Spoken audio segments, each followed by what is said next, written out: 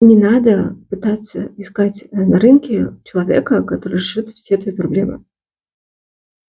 Это неправильно. Когда ты нанимаешь гения во всем, он и в финансах шарит, он и в IT шарит, он еще где-то шарит, а ты сам не обладаешь этими компетенциями, ты как бы складываешь яйца в одну корзину. Если это не твой близкий человек, если это не человек, которого ты проверил в других, например, бизнес-ситуациях, не надо. Просто потому, что ты рискуешь вместе с ним лишиться бизнеса. Что такое бизнес?